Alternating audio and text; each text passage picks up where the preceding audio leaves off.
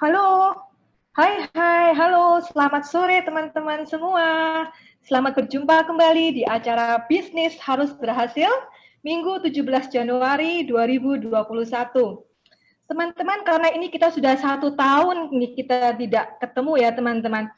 Kalau teman-teman bisa dan teman-teman berkenan, bisa tolong dinyalakan untuk videonya karena kita mau lihat wajahnya nih. Apakah masih sama seperti yang kemarin atau mungkin tahun baru wajah baru lagi, penampilan baru.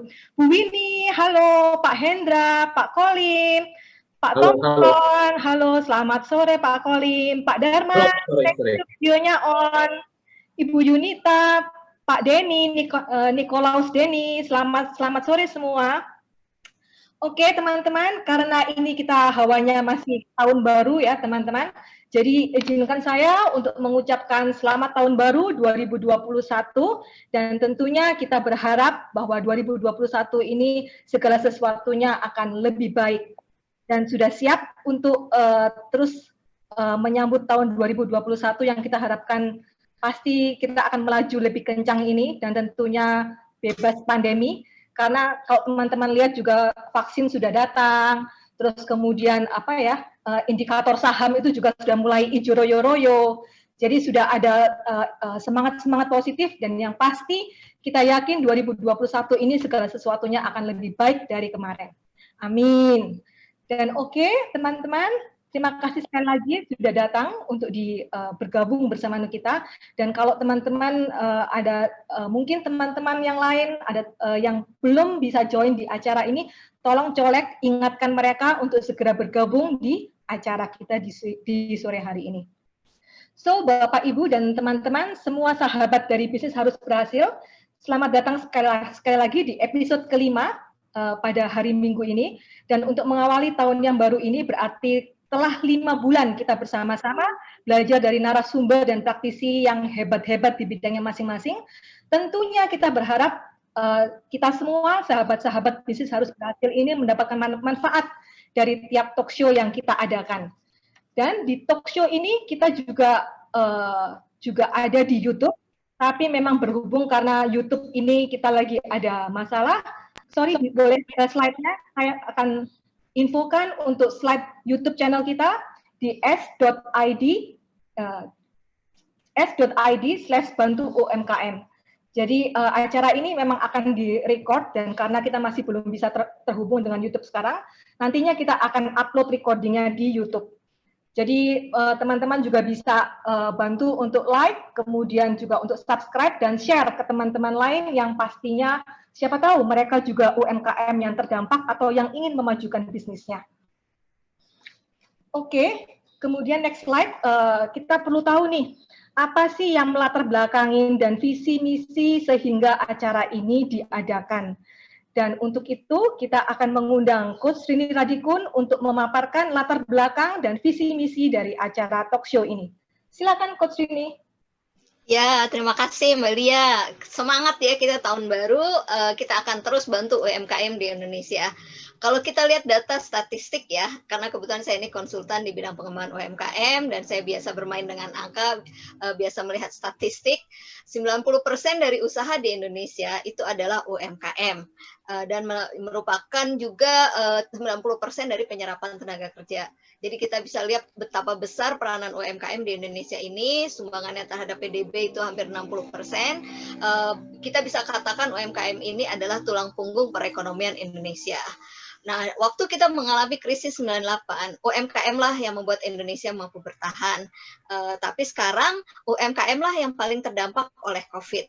Ya, jadi harus ada cara untuk kita bisa membantu UMKM ini supaya bisa bertahan untuk mampu melewati krisis ekonomi. Pemerintah sudah berusaha untuk membantu ya melalui program PEN, pemulihan ekonomi nasional. Mungkin teman-teman pernah dengar ada program bantuan dari pemerintah. Tapi yang lebih penting di sini adalah UMKM mampu menolong dirinya sendiri. Karena kalau nunggu bantuan dari pemerintah itu menurut saya jumlahnya masih terlalu kecil ya, belum terlalu bisa benar-benar membantu UMKM. Dan satu hal dari hasil studi yang pernah kita lakukan, yang paling dibutuhkan oleh UMKM itu adalah pemberdayaan. UMKM perlu belajar lebih banyak bagaimana mereka mampu mengelola usaha mereka secara lebih baik. Dan itulah yang kita coba tawarkan melalui talk show ini. Jadi kita ada 12 program yang dimulai dengan bagaimana kita menjadi pribadi yang sukses, karena semua dimulai dari diri kita sendiri, dan kemudian bagaimana kita menjadi pemimpin, bagaimana kita membangun tim, bagaimana kita membangun visi dan sukses bersama. Kemudian sekarang kita bicara tentang jeli melihat peluang bisnis, kemudian nanti di sesi selanjutnya kita akan bicara tentang bagaimana mencari sumber pendanaan, dan sampai di ujungnya adalah bagaimana kita bisa membangun bisnis yang peduli dan berbagi. Nah, satu hal yang saya sukai dari ajaran Diamond Cutter, dan itu yang kita coba pelajari lebih dalam di sini, adalah semua dimulai dari diri kita sendiri. Jadi semangat ini yang coba kita tularkan di sini. Bagaimana UMKM dapat menolong dirinya sendiri, dan kemudian bagaimana kita bisa membantu UMKM untuk bisa menolong dirinya sendiri. Dan itulah sebabnya kita undang pembicara-pembicara yang hebat, karena mereka telah berhasil menunjukkan bahwa untuk berhasil mereka bisa menolong dirinya sendiri dan bahkan melalui membantu orang lain. Ya, oke, mari kita belajar sama-sama dari pembicara-pembicara kita yang hebat. Saya serahkan kembali ke Mbak Lia. Thank you, Coach Rini. Dan seperti yang teman-teman tahu juga dari episode sebelumnya, bahwa acara talk show ini pendekatannya adalah dari prinsip DC, Diamond Cutter, di mana prinsip utama dari DC ini adalah give what we want. Jadi kita secara aktif terlebih dahulu, kita memberikan terlebih dahulu apa yang kita butuhkan. It sounds weird ya, strange, tapi ini 100% terbukti berhasil. Dan ini juga dibuktikan sendiri oleh pendirinya, founder dari Diamond Cutter ini, Geshe Michael Roach, which is beliau adalah orang Amerika pertama yang memperoleh gelar tertinggi di Sera Monastery di Tibet, yaitu Geshe. Beliau juga adalah seorang founder dari Andin International, itu adalah suatu jewelry company yang kemudian hanya dengan pinjaman modal, dia start usahanya adalah dengan pinjaman modal sebesar $50.000 saja, tapi kemudian dalam waktu 10 tahun berkembang menjadi bisnis bernilai ratusan juta dolar, yang kemudian ini ada bisnisnya ini diakuisisi oleh Warren Buffett. Dan untuk memahami lebih jauh mengenai Diamond Cutter Principles ini, yang tentunya sangat bermanfaat dan sangat bisa diaplikasikan di dalam dunia bisnis, dan tentunya 100% proven, teman-teman bisa kunjungi website di www.diamondwisdom.co.id. Oke, next slide. Dan untuk talk show ini, kita juga menerima donasi yang akan disalurkan ke usaha mikro yang membutuhkan, terutama yang terkena dampak akibat pandemi ini. Dan selama sesi-sesi kemarin, kita sudah berhasil mengumpulkan donasi yang kita salurkan melalui kitabisa.com, yang penerimanya adalah seperti yang terpampang di slide itu. Oke. Dan tentunya karena ini adalah edisi spesial mengawali awal tahun, kita akan membagikan giveaways, door prize di akhir acara. Jadi tolong pastikan teman-teman untuk stay tune, teman-teman simak baik-baik dan ajukan pertanyaan terbaik teman-teman, karena best question-nya akan mendapatkan special door prize. Dan tidak hanya special door prize di akhir acara, kita juga akan ada guest coach yang akan memberikan free workshop mengenai perpajakan, which is yang kalau ngomong perpajakan pastinya akan penting banget di akhir Maret 2021 mengenai untuk submit SPT tahunan kita. Dan oke, selanjutnya saya kehilangan slide ya. Dan masuk ke host Mbak Tia, memperkenalkan Bang Treza. Ya, oke. Bisa tolong ditunjukkan yang untuk slide Bang Treza.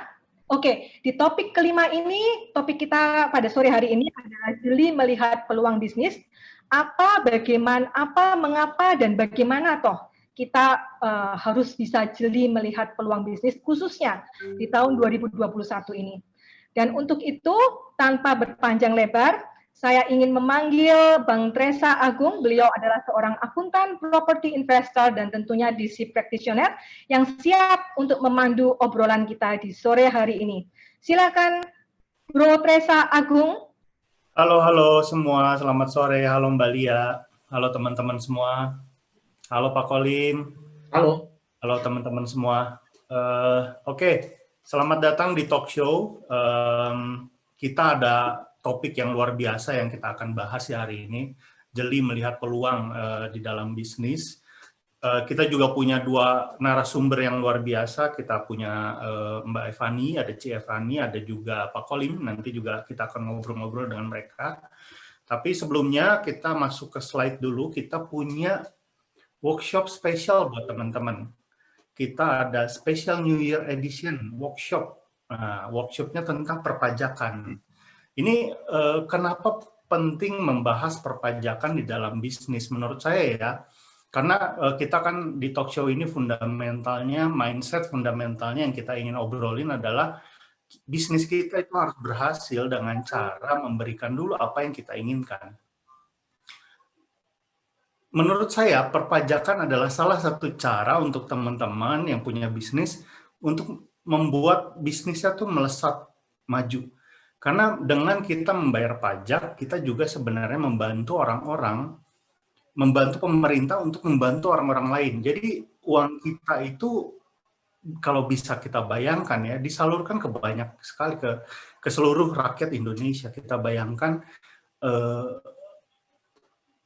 feedback apa yang kita bisa dapatkan menurut Diamond Cutter ya, dengan kita membayar pajak yang mungkin tidak terlalu banyak, mungkin di tahap tertentu ya pasti ada pajak yang kita harus bayar sedikit mahal ya, tapi yang kita pikirkan adalah feedbacknya atau rezekinya yang nanti datang ketika kita sudah membayar pajak. Oke, kita akan dengar dulu workshop perpajakan ini apa sih yang akan dibahas. Kita undang coachnya, nanti beliau akan menjelaskan apa aja sih yang akan dipelajari di workshop itu. Kita undang Mbak Menu. Halo Mbak Menu. Ya, terima kasih. Selamat sore semuanya teman-teman. Banyak sekali ya, tadi saya lihat sih 49 sampai saat ini yang hadir di sini. Betul, Terima kasih Bang Reza pembukaannya. Jadi memang betul sih, jadi saya langsung aja ya bicara sedikit tentang teks dan kemudian apa yang nanti akan kita bahas di workshop tanggal 6 Februari nanti. Jadi intinya memang ya memang udah mungkin teman-teman juga semua udah sering dengar ada dua hal yang tidak bisa dihindari dalam hidup ya, adalah pajak dan kematian. Jadi ya semua orang akan mati dan semua orang tidak hanya di Indonesia, di seluruh dunia kita tidak bisa dihindarkan dari yang namanya pajak. Dan tentunya bukannya kemudian oke, saya bagaimana caranya saya kemudian tidak istilah orang tuh ada memanipulasi atau tax planning, tapi bagaimana kita tetap melakukan kewajiban kita sebagai warga negara Indonesia yang baik membayar pajak dengan seoptimal mungkin. Jadi itu yang nanti antara lain akan kita bahas di tax workshop kita. Dan kemudian berbicara sedikit tentang perpajakan ini karena saya dikontak oleh Mbak Rini ya, ini teman kuliah. Halo Rini, teman kuliah sama-sama di FEUI. Halo. Jadi kalau kita berbicara UMKM ini kan sekarang ini dalam masa pandemi justru yang menjadi tulang punggung ya. Jadi jangan main-main dalam arti mungkin banyak bisnis pabrik bisnis besar ini kolaps, tapi UMKM itu merupakan juga usaha yang cukup penting pada saat ini. Oke, dan kemudian dihubungkan dengan pajak. Pemerintah sebenarnya pemerintah telah memberikan perhatian yang besar di mana untuk teman-teman yang sudah memiliki NPWP, yang sudah menyampaikan SPT-nya pasti tahu yang namanya insentif pajak yang diberikan oleh pemerintah, di mana sejak bulan Juni yang biasanya kita bayar pajak hanya 0,5% dari omset, itu pun kan sudah istilahnya diberikan relaksasi oleh pemerintah, tidak membayar pajak yang awalnya hanya sampai dengan September, kemudian diperpanjang sampai dengan Desember. Tapi tahun 2021 ini relaksasi itu sudah tidak berlaku lagi, jadi diharapkan membayar pajak seperti biasa. Jadi satu hal yang saya tekankan bahwa nanti di workshop nanti kita akan mempelajari lebih detail bagaimana, kenapa klasifikasinya kita membayar pajak, kemudian yang paling optimalnya ya, saya harus bayar pajak. Kemudian yang paling optimalnya apa nih? Jadi bukannya kita menghindari pajak, saya setuju sekali tadi dengan Bang Reza ya. Jadi dalam prinsip Diamond Cutter kan memang yang menjadi kewajiban kita dengan membayar pajak, berarti kita kan sudah berkontribusi bagi negara, karena pajak merupakan bisa dibilang pendapatan pemerintah yang paling besar, di mana hasil dari pajak itu akan digunakan kembali oleh negara untuk membiayai infrastruktur, jadi jalan tol dan sebagainya ya, kita sudah lihat yang dilakukan oleh pemerintah Jokowi pada saat ini, itu satu. Yang kedua kemudian adalah mengenai UMKM ini, mungkin di antara teman-teman ada yang omsetnya sudah lebih dari 4,8 miliar, berarti tidak bisa lagi menjadi pengusaha yang menggunakan pajak final 0,5%, berarti harus melakukan pembukuan.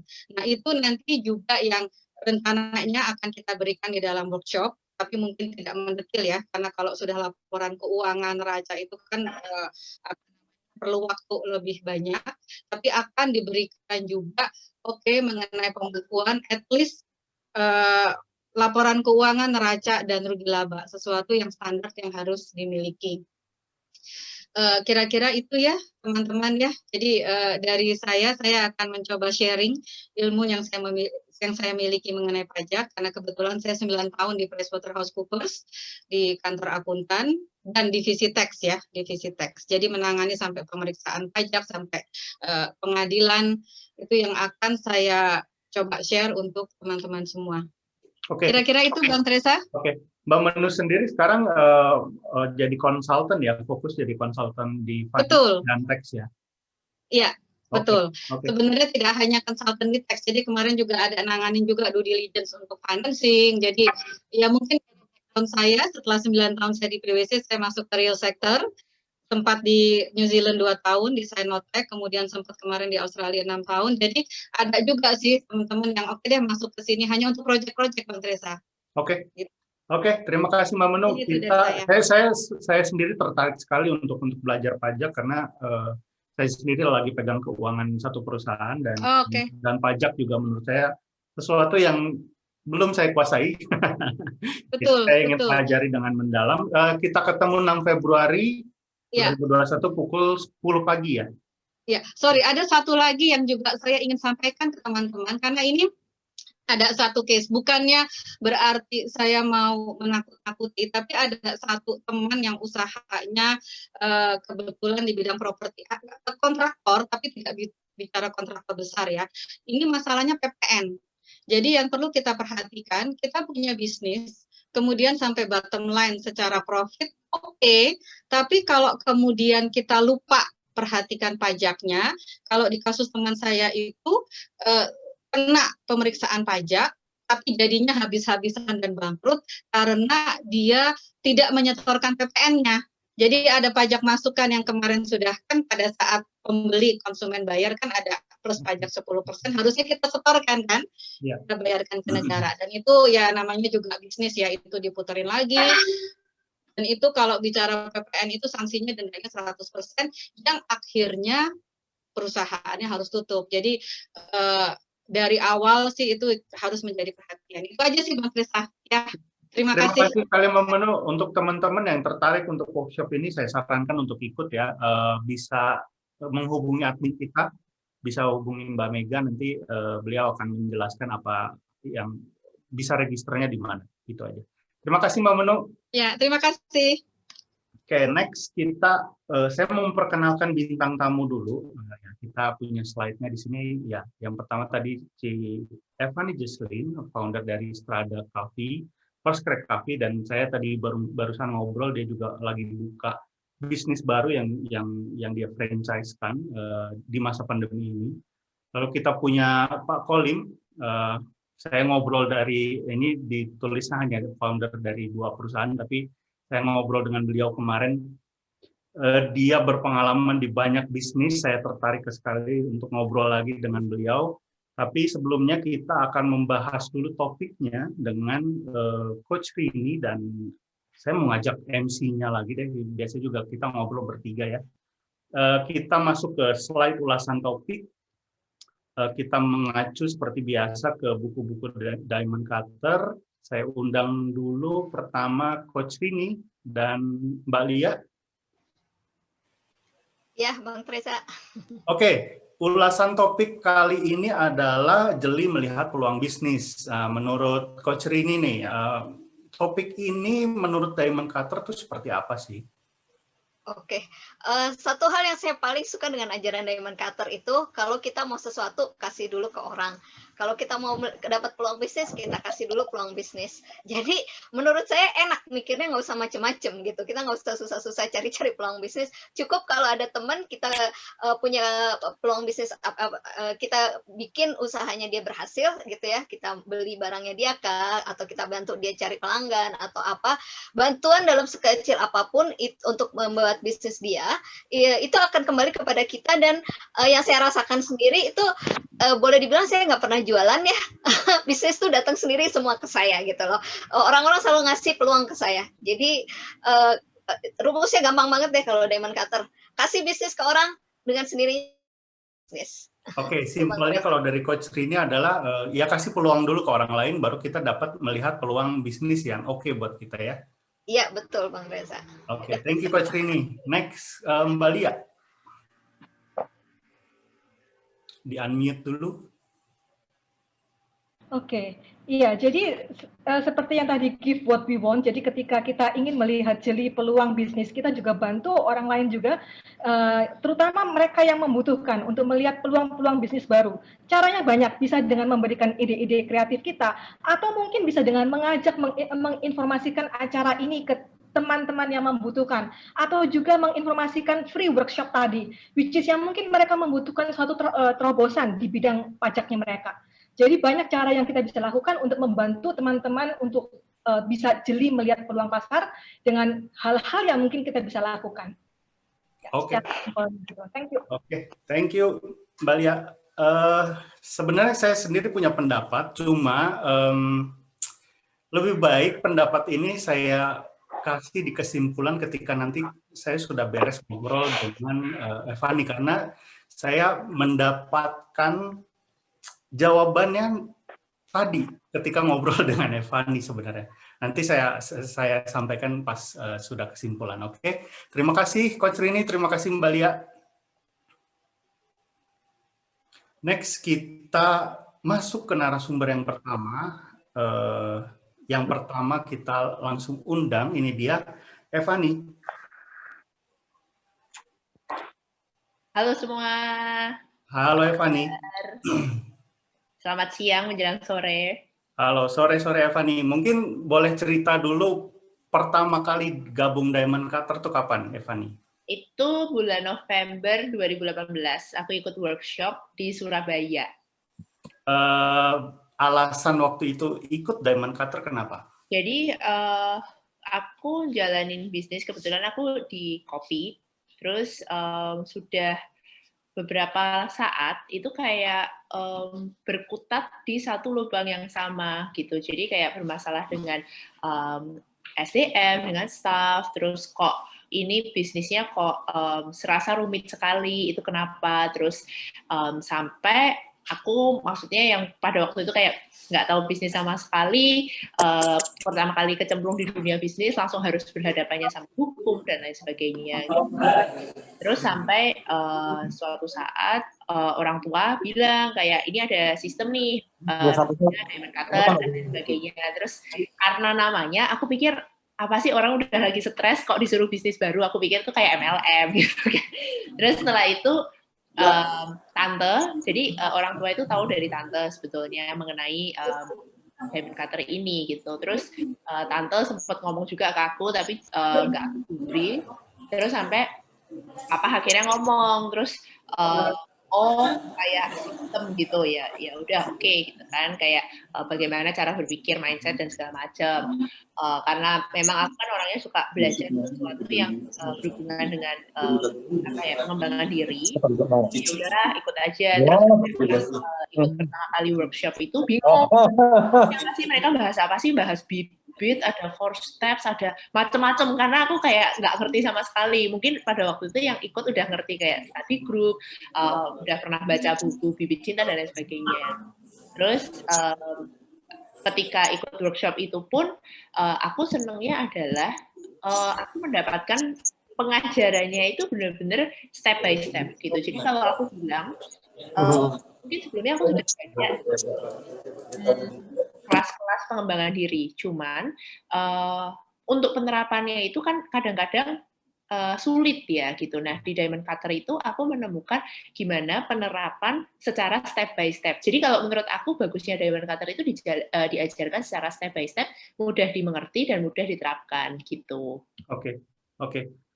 Kita ngobrol langsung masuk ke topik ya. Nah setelah melihat bisnis menurut Diamond Cutter nih, sekarang gimana sih Evani melihat bisnis? Jadi waktu itu aku kan pinginnya ikut Diamond Cutter, intensi nomor 1 adalah bagaimana supaya bisnis ini bisa berjalan dengan autopilot. Dan itu terus yang aku bawakan, gimana caranya supaya bisnis ini bisa berjalan autopilot gitu kan. Karena aku benar-benar pengen megang di kopinya, kayak benar-benar cari kopi baru, benar-benar ke kebun, karena aku sangat tertarik sebenarnya di industri hulunya gitu. Sedangkan yang aku alamin itu adalah lebih mengurus bisnis di hilir gitu, dan maksudnya mengurusin kayak tetek bengek bisnis lah, administratif, training dan lain sebagainya gitu, dan menurut aku itu bukan passionku gitu. Nah, terus yang terjadi adalah memang Diamond Cutter ini bukan sesuatu yang instan gitu.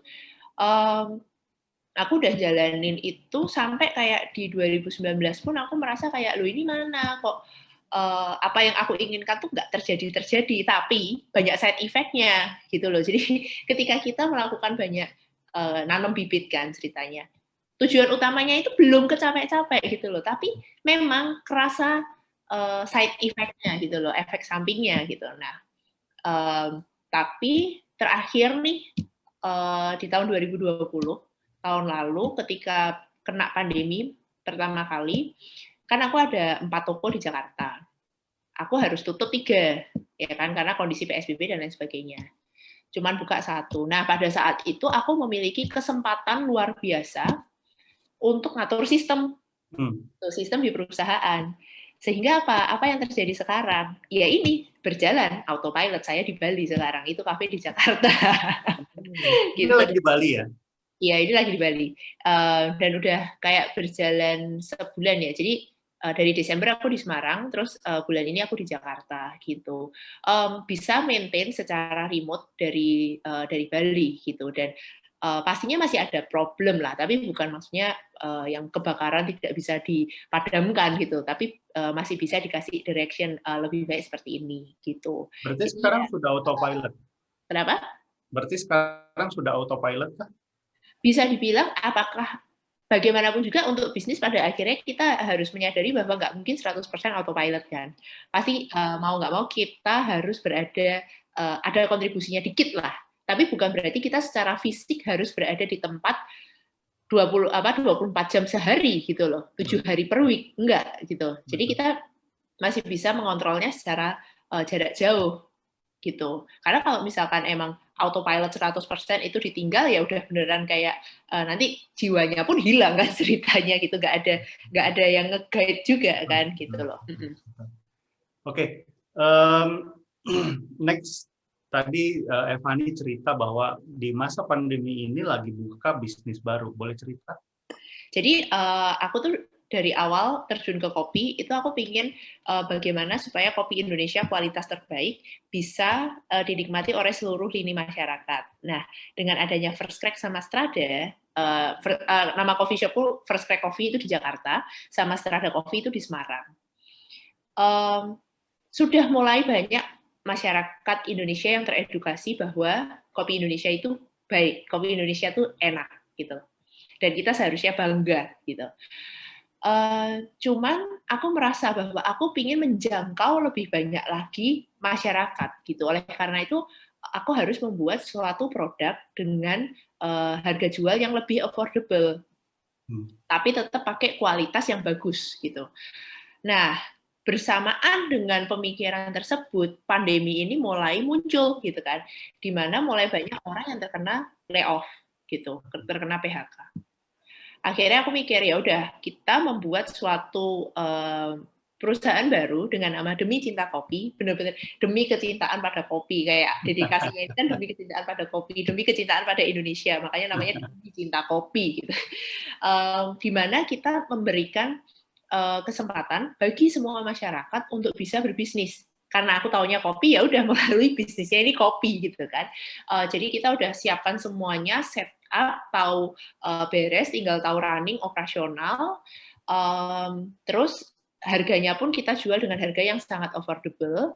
Lalu setelah itu harga jual per cupnya itu juga sangat affordable gitu. Jadi di sini kita bagaimana caranya supaya petani yang di hulu karena dampak pandemi ini mereka kan juga terkena kan, kayak demand-nya menurun gitu. Kita bisa beli gitu dari mereka.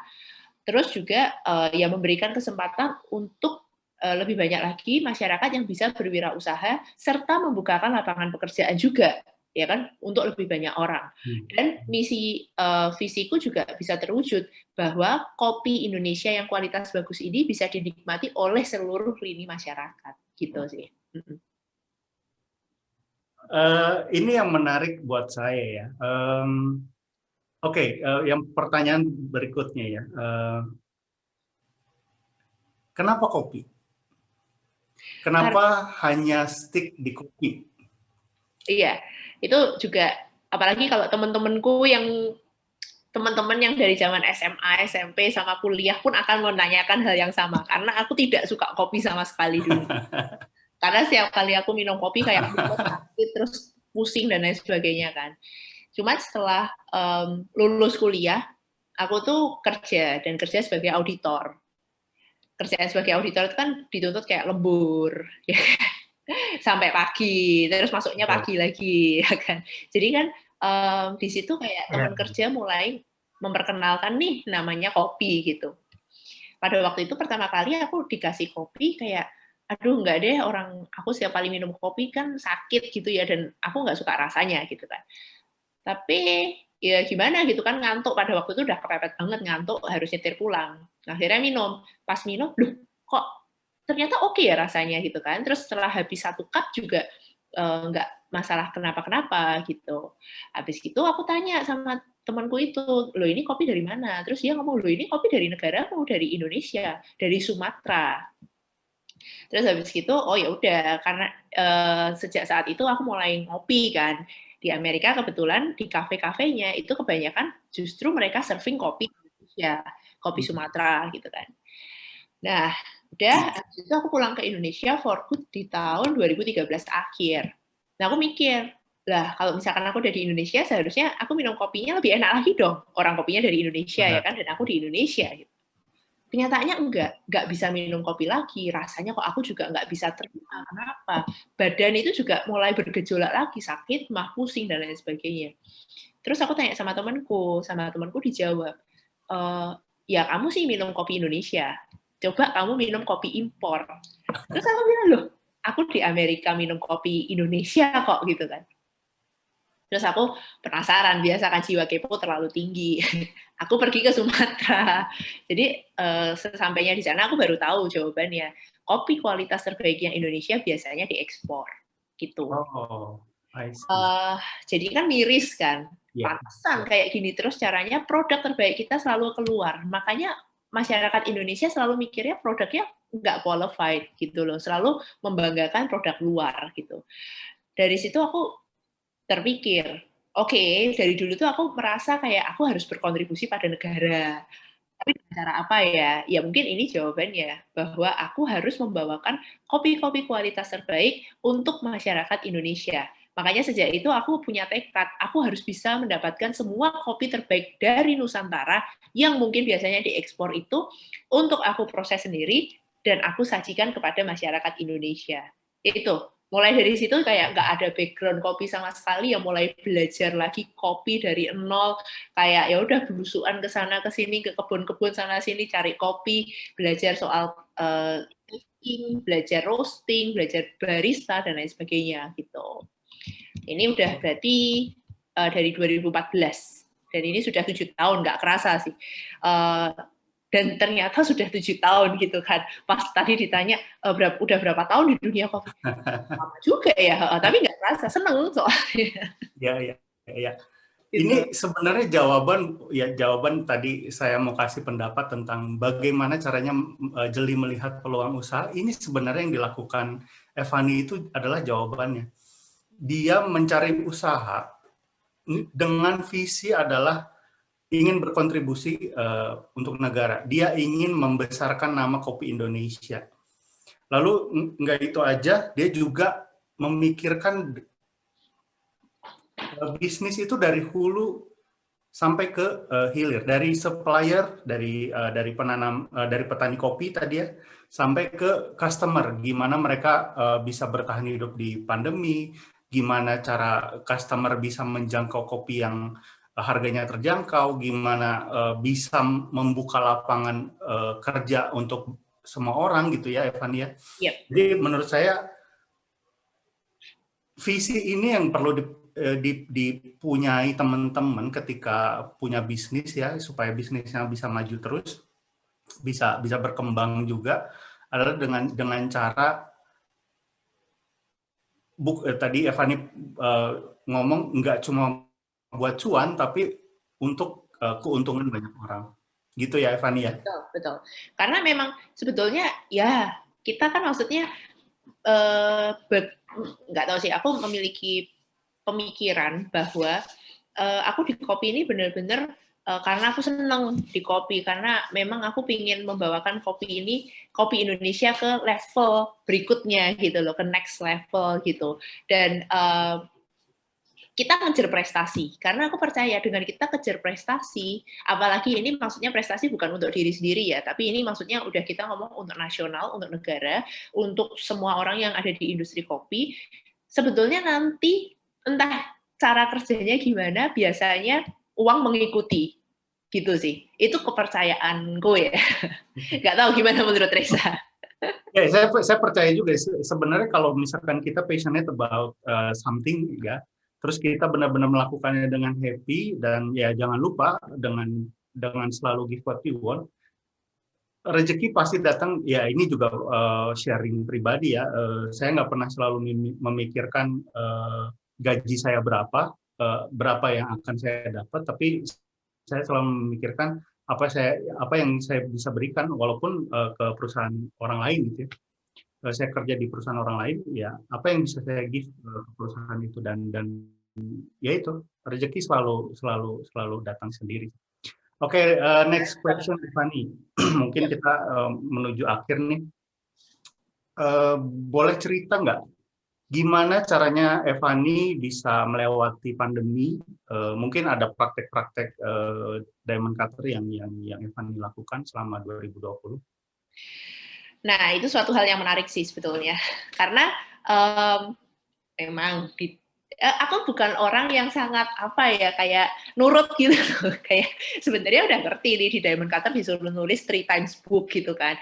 Cuman aku ngerasa kayak aduh, aku tuh nggak setelaten itu gitu kan untuk nulisin satu-satu. Dan yang aku lakukan akhirnya adalah aku merasa bahwa aduh, kalau aku harus nulisin 3 times book itu akan bukan styleku banget lah gitu. Dan kita ingin melakukan ini kan terus-terusan gitu, jadi mencari cara gimana supaya ini sustain gitu. Karena kalau misalkan aku biasanya kan menaruh terlalu banyak kayak ekspektasi terhadap diri sendiri, aku harus nulis, terus baru boleh coffee meditation. Akhirnya apa yang terjadi? Aku nggak nulis dan nggak coffee meditation gitu. Akhirnya oke deh, yang aku lakukan adalah yang penting aku ngelakuin kebaikan secara intention, lalu setelah itu aku coffee meditation setiap malam gitu. Oke. Nah, kalau boleh cerita nih, ini mungkin teman-teman juga belum tahu ya apa itu coffee meditation. Sedikit aja dari Evan, apa sih coffee meditation itu? Oke, sorry. Jadi nyambung lagi nih ya ke arah kayak dulu mungkin kita ketika melakukan suatu kebaikan, yang kita lakukan adalah ya udah lakuin aja. Mau nolong orang, ya udah nolong aja gitu kan. Sejak kenal diamond cutter, ini tuh kayak memberikan suatu kayak aku tiba-tiba kayak ada aha momennya gitu loh. Ketika kan dulu kan selalu orang ngomong hati-hati karma loh, kalau enggak ya kalau kamu berbuat baik karmanya bagus loh. Tapi kan sebenarnya cara kerja karma ini bagaimana kan kita nggak ngerti. Terus selama ini yang kita tahu adalah kamu kalau pingin apa berdoa aja ke Tuhan gitu kan, berdoa. Tapi kok kadang-kadang nggak terkabul-kabul, itu kenapa gitu kan. Nah, sejak ikut Diamond Cutter ini, aku baru ada aha moment, baru paham. Tapi mungkin ini bukan dari Diamond Cutter-nya sendiri, dan mungkin pemahamannya masing-masing orang itu berbeda-beda. Tapi pemahaman yang aku dapatkan adalah istilahnya gini, ketika kita memohon sesuatu, ya kan, kalau misalkan di perusahaan aja kan ada namanya hak dan kewajiban gitu kan. Kita menuntut hak kita sudah melakukan kewajiban apa gitu. Jadi ketika kita memohon sesuatu dengan kita sudah melakukan kebaikan, ya kan, kita bisa mendedikasikan kebaikan tersebut untuk permohonan kita gitu. Jadi yang dimaksud coffee meditation ini lebih ke arah gini. Oke, aku pingin tadi saya contohnya ya. Aku pingin tahun ini aku mendapatkan 1 M contohnya gitu kan. Berarti kan kita pingin uang gitu kan. Kita pingin uang. Yang kita harus lakukan adalah kita harus bermurah hati kepada orang lain, kita harus banyak memberi kepada orang lain gitu kan. Setelah itu kita melakukan coffee meditation, dan yang dinamakan coffee meditation ini adalah kita merenung, kita berbahagia, kita sudah berbagi kepada orang lain gitu kan, kita sudah generous kepada orang lain, kita mendoakan orang lain itu supaya rezekinya juga banyak, biaya hidupnya bisa terbantu, paling enggak small actions kita bisa ngebantu mereka gitu kan. Dan kita mendedikasikan untuk wish kita, yaitu ya tadi, aku pingin 1M gitu. Kurang lebihnya kayak gitu masalah coffee meditation. Jadi yang diingat itu adalah rasa bahagia ketika berbagi dan mendoakannya ya. Betul. Itu yang aku lakuin sih. Jadi kayak apalagi kalau orangnya itu ketawa ya. Kalau orangnya, jadi kayak ketika orang itu ketawa kan berarti kita ngerti loh. Padahal kayak misalkan ngasih sesuatu yang mungkin bagi kita itu nggak seberapa, tapi itu ternyata bermakna bagi orang lain itu gitu kan. Dan ketika mereka kayak happy gitu, kayak kita tarik gitu kan energi kebahagiaannya, dan itu kita bersyukur. Kalau terakhir bahkan kadang aku udah lupa minta gitu loh, aku sudah lupa memohon gitu kan, aku mintanya apa, tapi lebih ke arah aku bersyukur aku bisa berbagi, aku bersyukur aku bisa membuat orang lain itu happy, aku bersyukur bisa berbuat ini. Jadi lebih ke arah perasaan syukur bisa berbuat kebaikan aja gitu. Dan lama-lama goal kita itu udah bukan jadi target nomor 1 gitu ya. Dan akhirnya dia ngurus sendiri, nggak tahu siapa gitu. itu dia biarkan dia bekerja sendiri. Yang jadi target nomor 1 adalah bagaimana happy-nya ketika bisa bantu orang, dan gimana caranya orang itu bisa terbantu dengan optimal gitu ya. Betul. Iya. Okay. Jadi, dan kalau misalkan sudah belajar Diamond Cutter ini, memang di awal itu kan kita nganggapnya itu sebagai suatu SOP gitu kan. Step-stepnya seperti ini. Tapi lama-lama itu menjadi mindset. Lama-lama itu udah kayak nempel, jadi kayak habit gitu loh. Bahkan sampai di titik kayak 3 times book aku juga nggak ngisi, tapi coffee meditation pun mungkin bukan setiap malam, tapi di saat itu gitu. Jadi kayak, orangnya happy ya, gitu kan, kayak wah happy gitu loh. Lebih ke arah situ sih. Ya, sebenarnya sih mungkin untuk Evani dan teman-teman ya, sebenarnya Diamond Cutter sendiri banyak tools, tapi sebenarnya untuk kita sekarang sebagai saya juga pemula gitu ya, sebenarnya kita pilih satu tool saja yang benar-benar melekat di hati dan lakukan aja. Nanti juga itu growing up sendiri kok. Jadi jangan terlalu cemas. Setuju. Oke, mungkin terakhir, ini kita teman-teman pasti ini saya udah lihat ya banyak sekali pertanyaan untuk Evani. Jadi teman-teman kalau misalkan ada pertanyaan untuk Evani boleh diketik pertanyaannya untuk Evani atau untuk siapa, bisa diketik di kolom chat. Nanti admin kita akan pilih pertanyaannya. Nanti mungkin Evani dan Pak Kolim nanti bisa bantu pilih pertanyaan yang oke untuk dipilih sebagai nanti dapat door prize gitu ya. Oke. Oh, itu sekarang atau nanti, Teresa? Nanti. Oh, nanti, oke. Oke, terakhir ya untuk Evani. Gimana 2020? Dan ya, cerita dulu gimana 2020. 2020 itu memang kalau secara kita bilang lah kalau semua bisnis itu kena dampaknya gitu kan.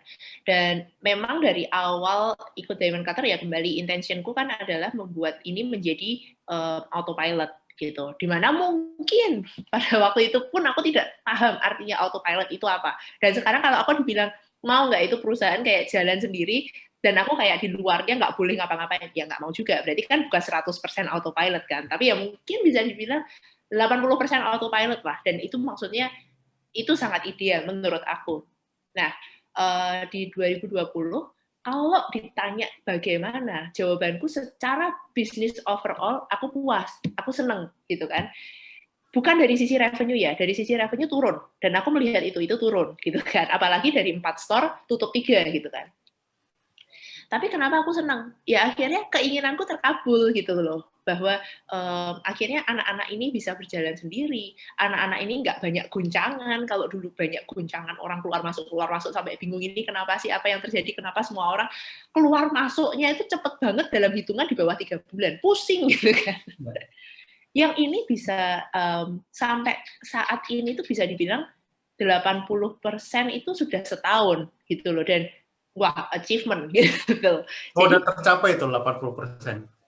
Iya, maksudnya kayak 80% anak-anak yang ada di Fast Track itu sudah umurnya setahun. Oke. Sudah berada di perusahaan setahun. Jadi di mana yang dulunya mungkin di bawah 3 bulan itu ganti lagi, di bawah ganti lagi. Separah itu dulu. Jadi udah nge-training susah-susah, keluar lagi gitu kan. Jadi nggak jadi-jadi gitu loh sistemnya gitu.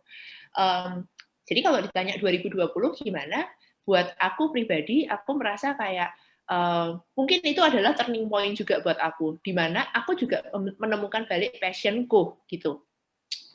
Karena sebelumnya kayak benar-benar difokuskan dan disibukkan dengan bisnisnya sendiri, yang terjadi adalah mungkin aku kehilangan passion gitu loh.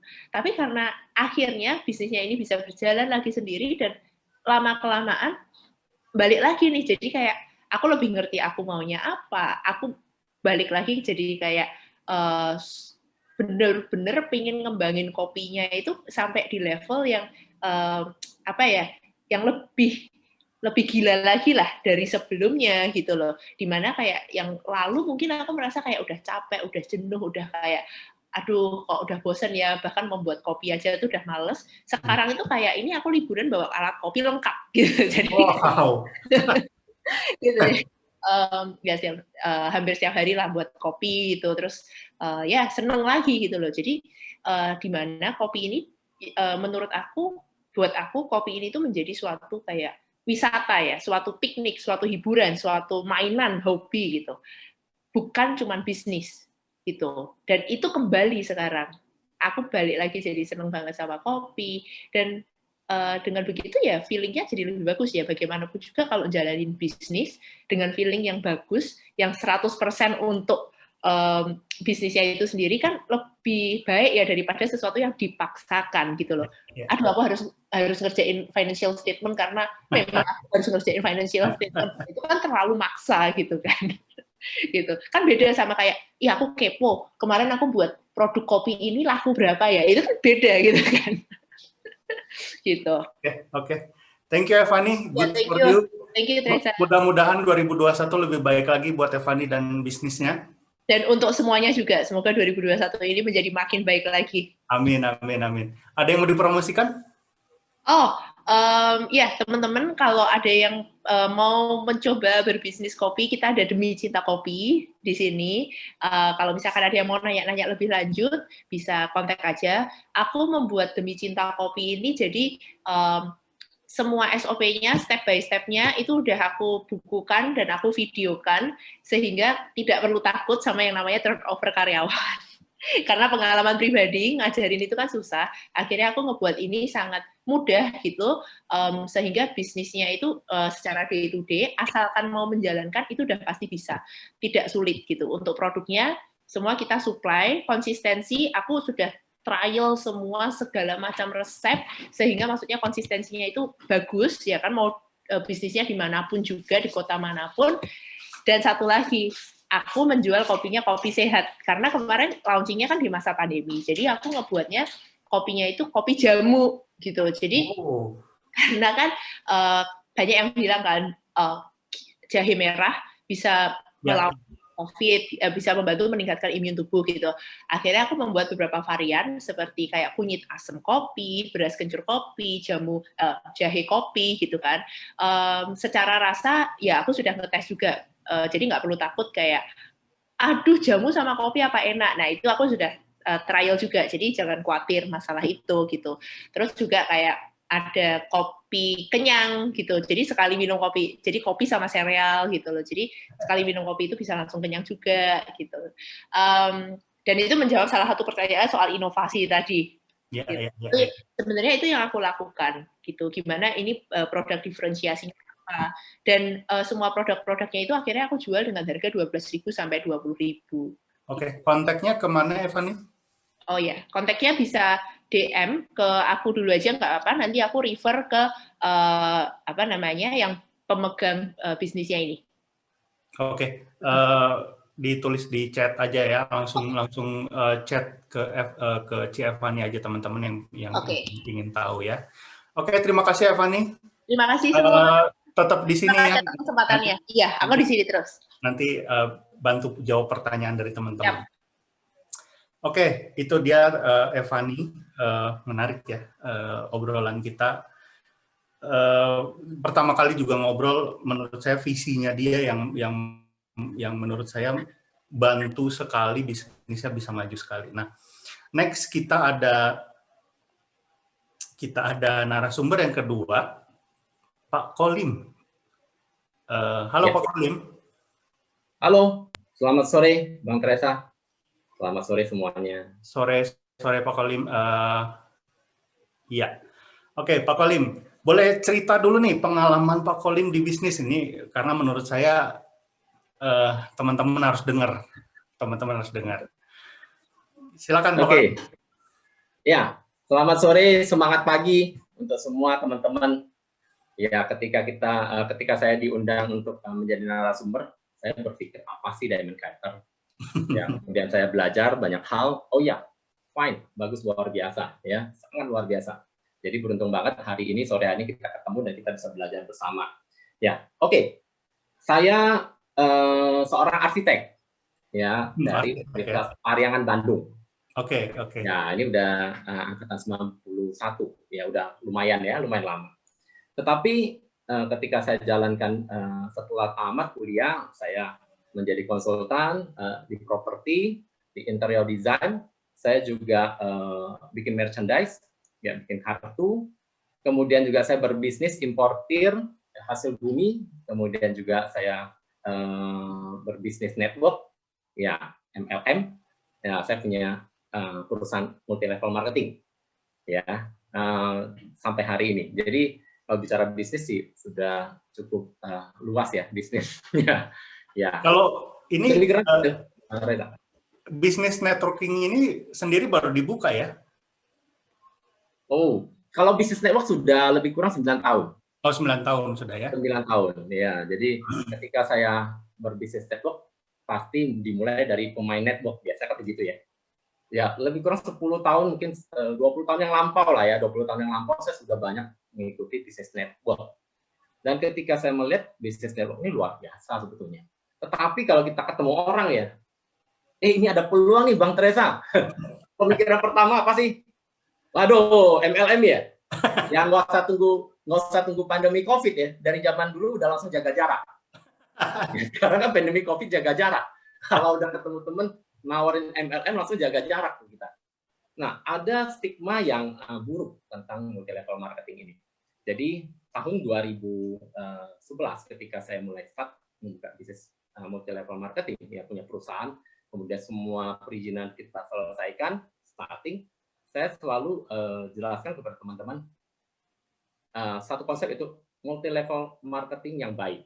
Ya, saya selalu edukasi kepada mereka Ya, apa sih salahnya si makhluk yang namanya multi level marketing ini sehingga begitu banyak yang membenci? Ya, nah dengan berjalannya waktu ya kita makin matang, makin bertemu dengan pola-pola yang tepat, dan sampai hari ini kita jalankan bisnis ini fine.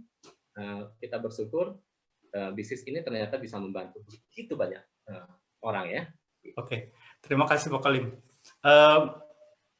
Tadi Pak Kolim cerita bahwa dari arsitektur ke merchandise ke komoditi, sekarang ke networking, itu banyak sekali bisnis yang udah dijalani Pak Kolim.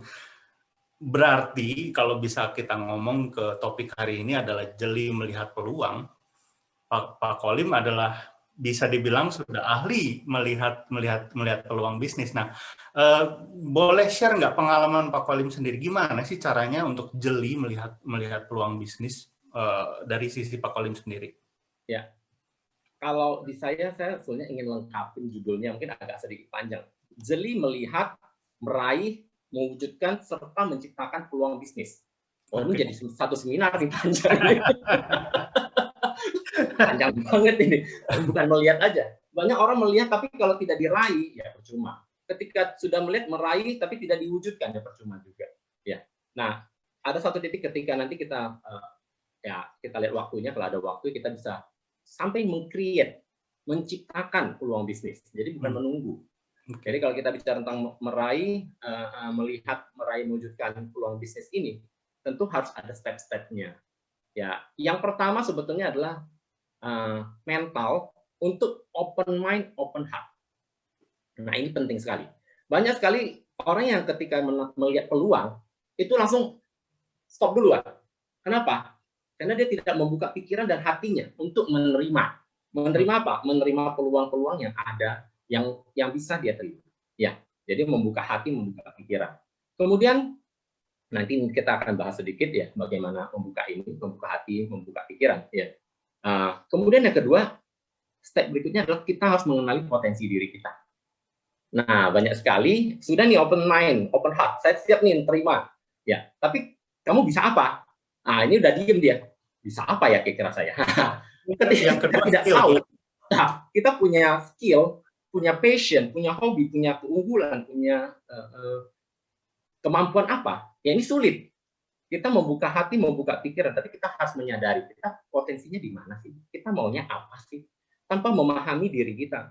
Setiap kali muncul peluang, kita bingung, ya akan muncul kebingungan. Jadi step kedua, pahami dulu kelebihan skill kita apa, passion kita apa. Tadi menarik ya, rekan kita Evani, passionnya apa? Kopi. Udah. Nah, ketemu nih kopi gitu. Ya, itu bisa dipertajam.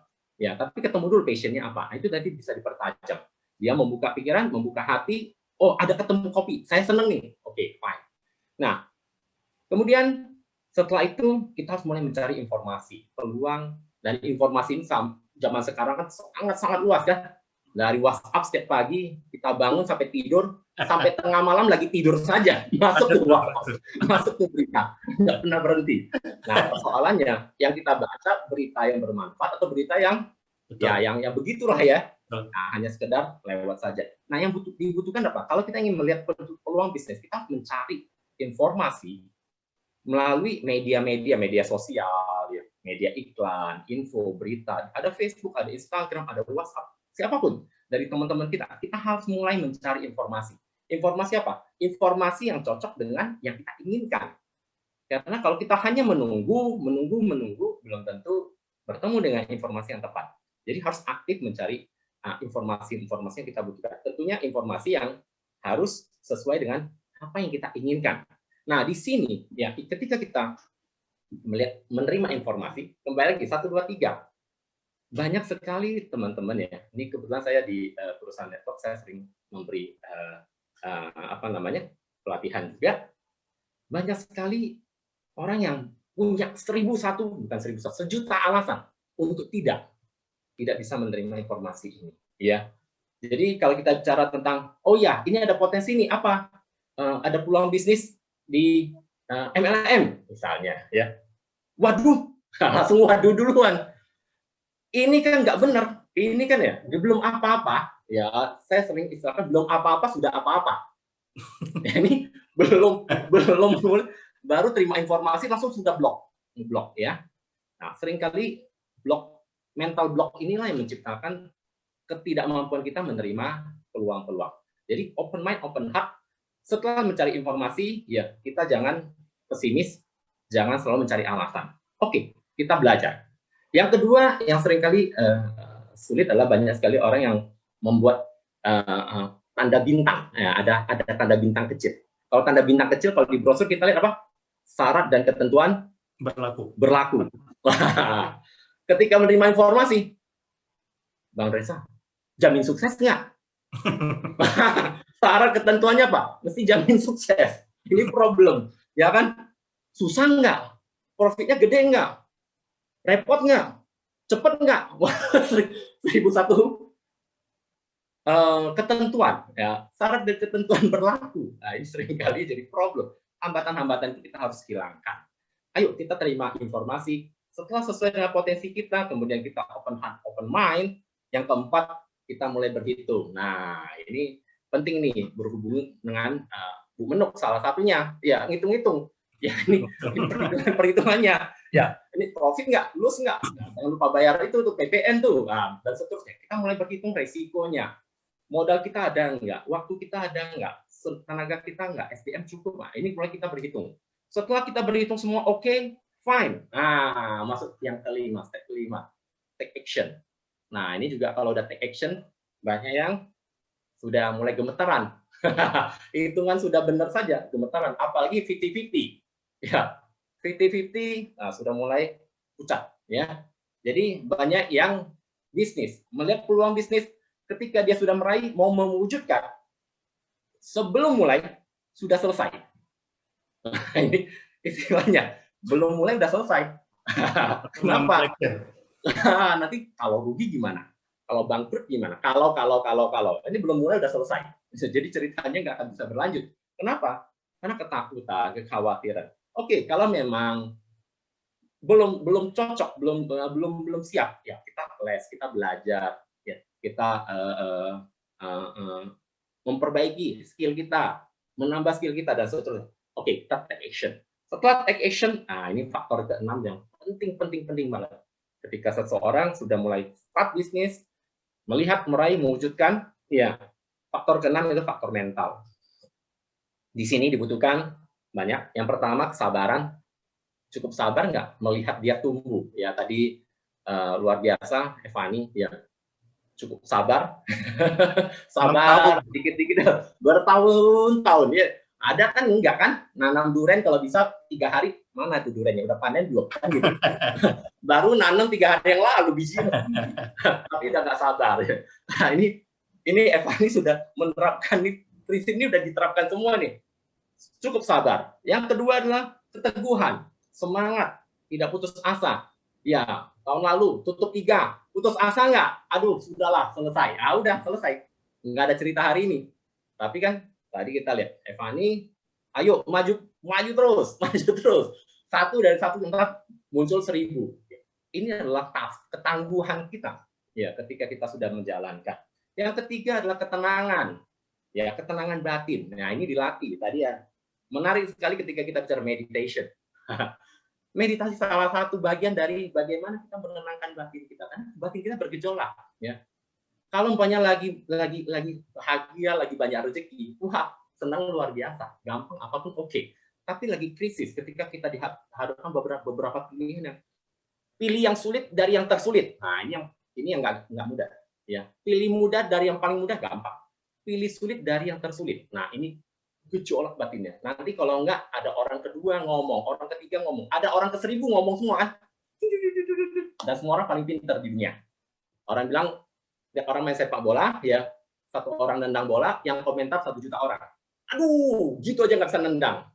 Ya, itu yang komentar 1 juta orang. Begitu dia turun ke lapangan, bingung sendiri dia mana bolanya. Tapi biasanya begitu ya. Jadi komentator banyak. Ya, di sana kita harus punya ketenangan batin. Dan yang berikutnya tadi juga sudah diterapkan oleh sister kita Evani, yaitu belajar terus-menerus. Nggak ada kata berhenti untuk belajar. Jadi kalau dalam bisnis, saya punya prinsip yang saya mau share, Ya, biasa kalau kita bisnis selalu ada istilah apa? Trial and Error. hari ini dirubah. Trial and trial. Never error. Tidak ada yang namanya gagal. Ya. Ketika kita berpikir gagal, kita down. Tidak ada yang namanya gagal. Bisnis apapun tidak ada yang namanya gagal. Semua adalah proses. Ketika kita gagal, bukan gagal, belum berhasil. Kita belum mencapai yang ideal. Dan tidak ada yang namanya ideal. Setelah punya 10 toko, Evani berhenti nggak? Berkreasi. Tidak ada namanya titik. Selalu koma dan bergerak. Ya, 10 toko gagal nggak? Oh, rencananya 100 toko, ini baru 10 toko. Tidak ada yang namanya gagal. Ya. Belum mencapai 100 toko. Ya kan? Terus menerus. Nah, jadi trial and trial. Ya. Dan kalau di sini kan kita ada konsep bisnis harus berhasil. Kalau saya sih, bisnis pasti berhasil. Kenapa? Karena dalam proses trial kita sudah punya 6 hal yang kita terapkan terus menerus, maka keberhasilan hanya masalah waktu. Dibutuhkan kesabaran, ya pasti berhasil. Kalau kita ganti judul aja Mbak Rini, bisnis pasti berhasil gitu. Boleh, setuju. Oke, Pak Kolim. Ya. Dari banyak pengalaman Pak Kolim di bisnis, di berbagai macam bidang gitu ya, di berbagai macam lini usaha. Boleh share nggak kriteria apa sih yang menurut Pak Kolim peluang bisnis yang bagus itu harus punya kriteria seperti apa? Oke, kriteria ini sangat relatif, tergantung pada potensi seseorang. Ya. Passion dia di mana, kemampuan dia di mana. Dia harus punya kriteria itu. Ya. Jadi sebagai gambaran sederhana, bisnis yang paling mudah bagi saya pribadi, saya pernah di asuransi juga. Ya, saya agent asuransi juga pernah, saya di network juga pernah, saya agen properti juga pernah. 3 hal ini saya pelajari. Ada 3 bidang yang sangat luar biasa, sangat tangguh orang-orang di bidang ini. Yang satu namanya agen multi level marketing, satu agen properti, satu agen asuransi. Why? Karena mereka nggak ada gaji. Mereka harus bertahan hidup dari komisi. Kalau mereka tidak kuat, tidak tangguh, tidak cukup smart, maka mereka gagal. Jadi orang-orang yang berhasil di 3 bidang ini menurut saya maka sangat tangguh. Nah, apa sih yang membedakan? Saya balik lagi kepada bisnis kita. Saya bisnis network, saya geluti hampir 10 tahun ini. Why? Kenapa saya masuk ke bidang ini? Karena saya melihat bisnis ini bisa dijalankan oleh siapapun.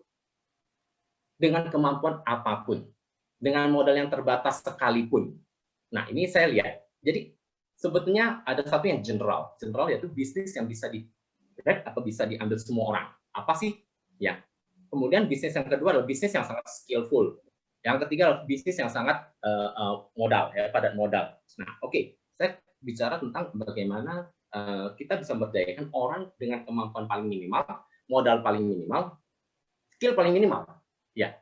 Semua yang paling minimal tapi masih bisa mendapatkan peluang bisnis. Apa itu? Menurut saya sih MLM. Dan saya geluti MLM dan saya hari ini mungkin teman-teman yang hadir hari ini juga ada sebagian dari network kita. Ya, mereka bisa merasakan hanya dengan modal yang sederhana kok bisa dapat income. Dan satu lagi, mereka boleh bermimpi dan punya harapan. Ya, dan ini penting, paling penting. Orang punya spirit, orang menjaga semangat, orang menjaga api di dalam batinnya. Kalau dia masih ada harapan. Orang nggak punya harapan lompat dari lantai 7. Ya, kalau orang masih punya harapan, dia akan bertahan. Dan kami di bisnis ini memberi harapan. Jadi kriteria bisnis yang paling bagus apa sih? Tentu yang cocok dengan orang tersebut. Ya, tergantung pada potensi-potensi yang dia miliki. Ya, kalau kita bahas sangat banyak sekali bisnis yang bisa. Tadi saya ngobrol dengan Evani juga. Dia punya visi adalah nggak hanya untuk diri sendiri, nggak hanya untuk keuntungan diri sendiri, tapi dia juga punya value bahwa bisnisnya itu bisa bantu banyak orang dari supplier, dari customer juga. Kemarin saya ngobrol dengan Pak Kolim juga, Bapak juga punya value seperti ini. Boleh cerita sedikit nggak? Ini waktu kita nggak banyak, tapi Pak Kolim bisa cerita sedikit nggak dari pengalaman Pak Kolim banyak bergerak di berbagai bidang bisnis, value seperti ini pernah Pak Kolim lakukan nggak? Oh ya, oke. Nah, ketika kita bicara tentang value, nilai-nilai yang kita inginkan dalam hidup, ya, apa sih bisnis yang paling enak? Bisnis yang kalau kita jalani sebagai hobi, sebagai passion, kesukaan, tapi dapat uang. Itu ya tadi kita bicara bisnis. Bisnis apa sih? Ya. Saya seneng nih. Saya main, kalau kita bilang Michael Jordan, hobinya apa? Main basket. Dia main basket kerja nggak? Nggak kerja. Main. Dia nggak kerja, dia hanya jalankan hobi dapat uang. Nah, apa sih bisnis yang paling menyenangkan? Ya, bisnis yang ketika kita jalankan seperti kita masak nih, saya senang masak, dapat uang. Nah, itu paling enak. Ya, tadi Evan bikin kopi, dapat uang. Seneng banget tuh. Ya. Apapun diangkat ke Bali, bikin, dapat uang. Nah, kan itu yang paling menyenangkan. Cuma kan tidak semua orang bisa seperti itu. Oke. Nah, kalau saya prinsipnya saya berbisnis selama setelah kuliah saya langsung berbisnis. Tentu pengalaman-pengalaman yang saya dapatkan banyak sekali. Terutama ketika kita bicara tentang peluang, ya. Apa yang kami alami, apa yang saya alami, tentu kalau kita bicara tentang orang lain di luar sana, apa yang saya dapatkan sekarang itu merupakan impian dari semua orang. Orang ketika saya melihat Evani ya, kalau misalnya banyak orang melihat Evani, saya pengen seperti Evani deh. Saya melihat Pak Teresa, saya pengen seperti Pak Teresa. Semua orang berharap menjadi orang lain, ya. Dan melihat orang lain jauh lebih hebat. Pada dasarnya semua orang hebat. Kalau kita tahu potensi yang mereka miliki. Nah, kalau kita bicara tentang tadi, saya sebelum bicara tentang itu, saya sedikit menambahkan tentang konsep take and give. Dalam hidup kita selalu namanya take and give. Ya. Take and give, mendapat baru memberi. Ya. Nah, saya percaya ada yang namanya hukum semesta. Ketika kita memancarkan energi, memancarkan niat kita yang terbaik, nanti akan datang yang terbaik. Nah, konsep take and give. Konsep take and give yang sering masyarakat lakukan apa? Saya kalau dapat sesuatu, nanti ya Pak Teresa, kalau saya sudah kaya ya, tenang aja Pak Teresa. Biasa kan begitu ya. Nanti ya kalau saya sudah dapat. Nanti kalau sudah dapat, ya udah kaya, nanti dulu. Nanti lagi kan. Biasanya sulit. Kalau kita take and give, lupa give-nya. Take melulu. Oke. Nah, ada upgrade dalam diri kita. Upgrade kedua yang namanya give and take. Ya. Ini tadi Evani juga lakukan. Give and take. Memberi, kemudian baru kita mendapatkan. Ya, kita tanam, kita baru menghasilkan. Kita tabur, baru tuai. Nah, ini tabur tuai dan mengajari. Hukum karma. Ketika kita berikan, kita akan mendapatkan. Ini hanya masalah waktu. Ini yang spiritual yang lebih tinggi. Ya. Oh ya, saya mau dapat 1 M. Saya berikan, saya ciptakan kondisi-kondisi yang membuat 1 M tercapai. Ini yang kedua. Tapi saya lihat tadi, Eva ini luar biasa. Ya, naik lagi ke step ketiga. Tanpa disadari, dia sudah katakan dia sudah naik ke step ketiga. Apa itu step ketiga? Step ketiga itu give and give. Nah, ini step yang berikutnya lagi. Give and give. Nggak pernah mikirin lagi, saya dapat apa? Nggak usah pikirin. Nanti kita akan dapatkan. Oke, kita akan memberi. Nanti mendapatkan itu hanya masalah proses. Ya, dan kita tidak pikirkan itu. Nah, oke. Kembali lagi kepada bisnis. Ya, jadi kalau kita bicara tadi, give and give adalah berbuat kebajikan, berpikir kebaikan orang lain, berpikir kebahagiaan orang lain, berpikir tentang orang lain.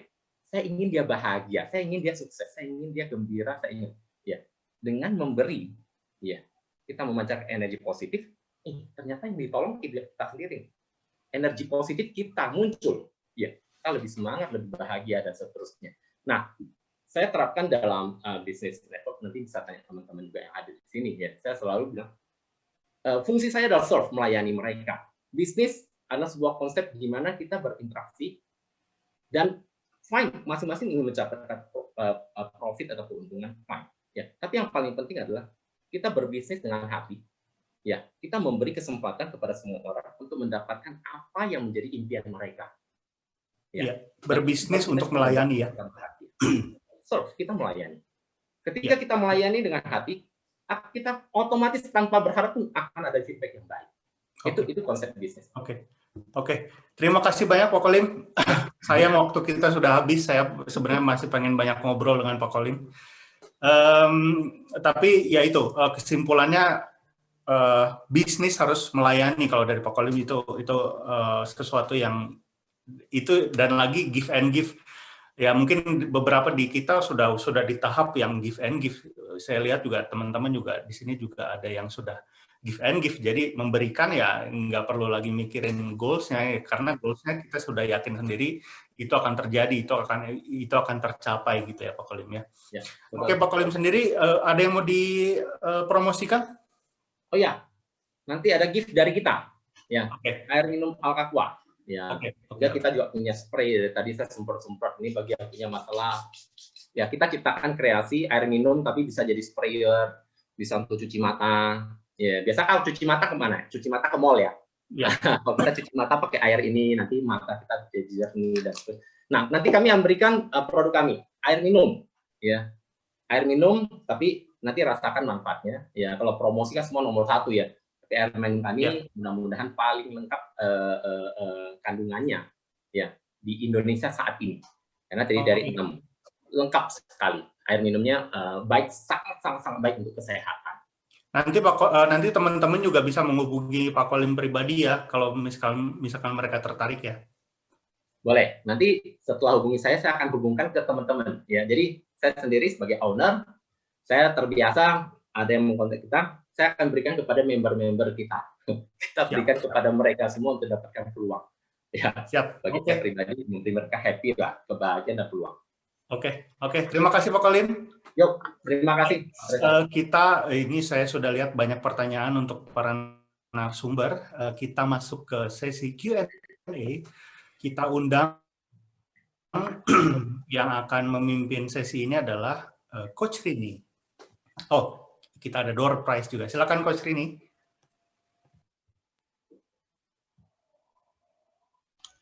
Oke, terima kasih Bang Reza.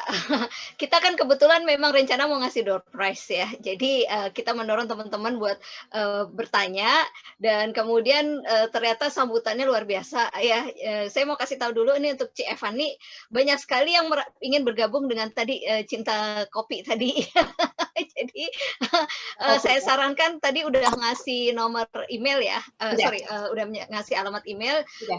Jadi supaya teman-teman yang ingin bergabung bisa langsung menghubungi Ci Evani karena banyak dan kemudian banyak juga yang ngasih semangat kepada Ci Evani, merasa salut dengan usahanya ya. Jadi sekali lagi applaud buat Ci Evani. Terima kasih teman-teman semua. Dan kemudian juga untuk Pak Kolim, saya lihat banyak sekali nih peserta yang datangnya kayaknya dari ininya Pak Kolim nih. Jadi luar biasa konstituennya ya. Pengikutnya banyak sekali ternyata.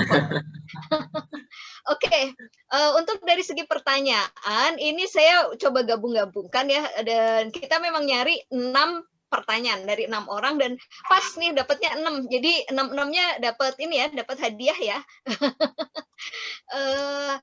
Yang pertama ini yang paling banyak nanya adalah dari Ibu Wilis Andari. Oke, saya bacain aja pertanyaannya.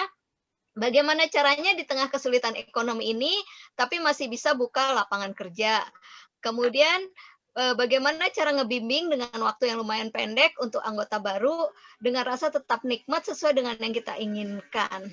Oh, ini untuk Ci Evani nih berarti semuanya. Dengan situasi ini harga bahan pokok berubah, tapi penjualan kadang kurang lancar, sehingga untuk belanja lagi seolah tidak mencukupi. Sedang kalau dinaikin harga, takutnya pelanggan tambah lari. Mungkin ada solusinya. Jadi ini lebih kepada strategi bisnis ya. Mungkin ke Ci Evani dulu deh. 2 pertanyaannya, bagaimana di tengah kesulitan ekonomi masih bisa buka peluang kerja, dan kemudian bagaimana tetap konsisten dengan rasa dan dalam membimbing anggota baru. Ini dulu, nanti kita lanjutin. Intinya adalah semua pertanyaan akan kita coba masukin ya, kalau waktunya nggak cukup, ya sudah, karena kita cuma punya waktu 20 menit. Tapi semua yang bertanya, saya akan sebutin namanya, semuanya dapat hadiah. Oke?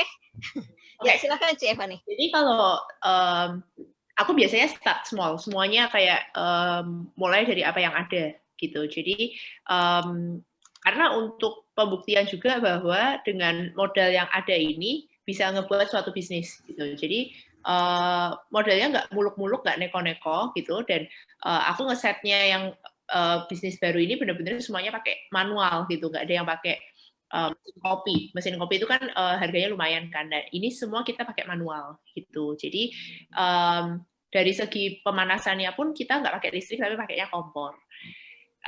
Hal-hal itu kan yang maksudnya kita menjadi pertimbangan gimana supaya bisnis ini bisa dijalankan dimanapun juga tanpa listrik yang besar, itu sih. Terus mengenai masalah kualitas, prinsipku satu sih, ketika aku menjual kepada customer dengan kualitas yang sudah aku set dari awal seperti apa, apapun yang terjadi nggak boleh nurunin namanya kualitas gitu, karena untuk membangun kepercayaan dari customer itu kan nggak gampang. Kalau misalkan di masa yang sulit malah kita menurunkan kualitas, itu apa nggak malah double effect untuk menjatuhkan gitu kan. Sedangkan kalau misalkan emang ya udah kita jaga kualitas kita, aku percaya sih pelan-pelan orang juga akan percaya gitu loh, word of mouth itu masih ada gitu. Terus apalagi ya Bu tadi?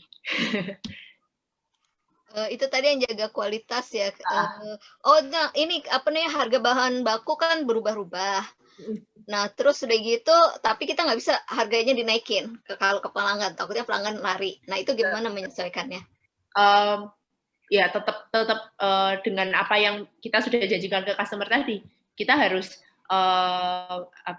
tetap memberikan barang yang memang seharusnya itu diterima oleh customer. Gitu. Kalau semisal memang harganya sudah tidak bisa masuk, ya kan? Pilihannya adalah menaikkan itu dengan ngomong ke customer, ya kan, apa yang terjadi kondisinya. Kalau misalkan itu juga tidak memungkinkan, delete. Kayak ya sudah gitu kan, delete menu tersebut, ganti dengan menu lain, gitu. Karena misalkan mau setting bisnis F&B itu kan kita bisa memakai 2 jenis patokan. Kita mau menggunakan patokan, kita sudah ngeset menu dengan cost-nya sekian, misalkan, aku untuk pembuatan secangkir kopi cost-nya adalah 10.000, terus aku mau mendapatkan margin sekian persen, terus baru dicari harga jualnya berapa, atau kebalikannya, di market aku mau melempar barang ini dengan harga contohnya 30.000, terus aku mau mendapatkan margin 70%, berarti COGS-ku cuma boleh 30%, jadi aku cuma boleh cost-nya adalah 9.000, jadi bisa dua arah gitu loh. Ketika harga barang pokoknya itu naik, yaitu tadi kalau menurut aku mau nggak mau naikin harga jual atau menanggung kekurangan margin itu, jadi tanpa melakukan apapun juga, jadi barang tetap sama, harga jual tetap sama, atau yang ketiga, delete dari menu, buat menu yang lain, gitu, yang sesuai dengan harga jual yang kita mau, gitu. Oke, terima kasih Ci Evani. Ini ada 2 pertanyaan lagi untuk Ci Evani, habis itu pertanyaan saya akan ajukan ke Pak Kolim. Ini soalnya pertanyaannya tentang kopi ya, jadi mau nggak mau memang mesti Ci Evani yang jawab. Yang berikutnya dari Kumalasari dan Alex, bagaimana menghadapi pasang surut yang pertama kali dihadapi bisnis, terutama dari sisi persaingan jualan online. Dan kemudian yang kedua hampir sama, bagaimana ini dari Cendiliana, bagaimana strategi dan inovasi untuk menghadapi persaingan. Intinya sama sih berdua, gimana strateginya. Ya. Yang tadi strategi dan inovasi mungkin sudah sedikit aku singgung di arah kayak aku membuat kopi jamu tadi, sehingga kan maksudnya orang-orang juga sehat. Jadi tujuan gedenya itu lebih ke arah supaya masyarakat yang meminum kopi ini tuh mendapatkan manfaat kesehatan juga selain kafein. Terus kalau untuk pertanyaan tadi yang sebelumnya apa ya Bu ya? Oke. Menghadapi yang persaingan jualan online.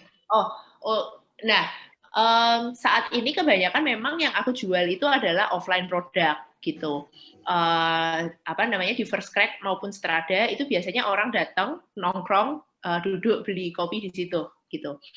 Awal-awal buka yang biasanya notabene kalau bisnis F&B baru buka 3 bulan pertama itu rame banget kan, ramenya sampai nggak kekontrol. Kalau aku biasanya kebalikannya gitu. Jadi kadang ada bisnis yang bilang kayak F&B 3 bulan pertama itu rame banget. Nah, terus setelah itu kan mulai nih turun. Atau kalau misalkan mereka bisa jaga kualitasnya rame banget dan rame terus gitu kan. Tapi biasanya yang aku alamin itu dari awal Strada buka, terus First Crack buka. Pertama kali buka itu biasanya nggak ada orang. Kayak benar-benar sepi. Karena dulu mungkin prinsip bisnis yang kita ketahui adalah lokasi gitu kan. Kita harus memilih lokasi yang bagus. Tapi kayak di Strada First Crack Coffee pertama kali buka itu di Sunter di dalam ruko yang rukonya itu juga orang tidak tahu dan masuk ke ruko itu masih harus nyari lagi gitu loh. Jadi kalau bisa dibilang tuh di negeri antah berantah gitu si First Crack. Aku butuh waktu 3 bulan.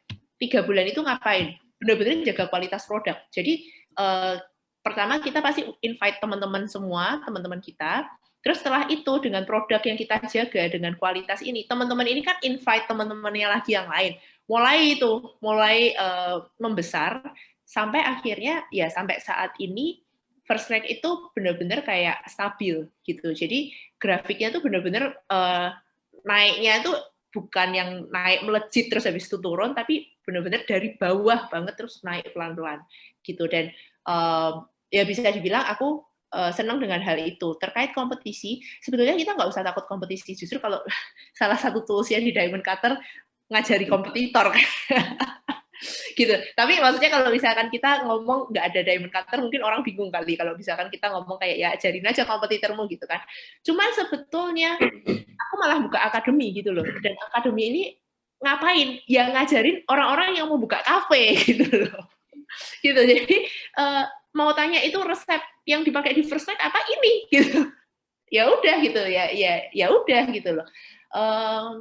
Apa ya buat aku kita juga terus inovasi gitu loh, kayak karena aku juga orangnya nggak bisa diem kan, jadi suka mencari kopi yang baru contohnya, atau mencari minuman yang baru gitu, kayak apa namanya, minuman dicampur lavender sama chamomile gitu, kopi dicampur lavender sama chamomile, atau kopi dicampur sama jeruk dan lain sebagainya gitu. Jadi ya kalau dari aku sih inovasi produk untuk survive-nya gitu. Oke, bagus ya strateginya ya. Jadi kalau mau berhasil, bantu orang lain, bantu kompetitor ya. Oke, terima kasih Ci Evani. Ini banyak sekali pertanyaan tentang kopi ya, jadi mau nggak mau harus tanyanya ke Ci Evani. Ini sekarang pertanyaan untuk Pak Kolim ya. Passion and vision to achieve it's important. Jadi tadi kan soalnya Pak Kolim bilang soal bahwa kita harus punya passion ya, kita harus kenalin passion kita apa. How to build a consistency to solve a problem on the way to get the best performance in business. Ini pakai bahasa Inggris nih. Tapi pasti Pak Kolim paham lah ya. Kemudian bagaimana mengatasi mental block.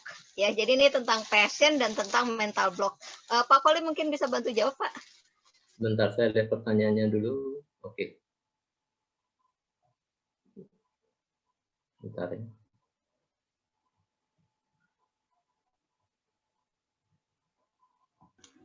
Yang dari Ricky Halim.